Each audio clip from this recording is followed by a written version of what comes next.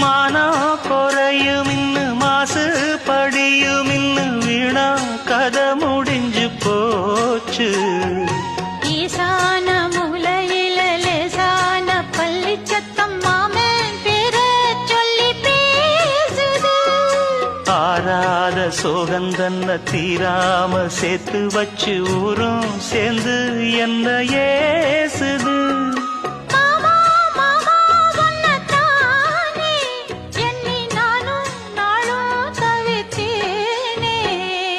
கூண்டுக்குள்ள என்ன வச்சு கூடி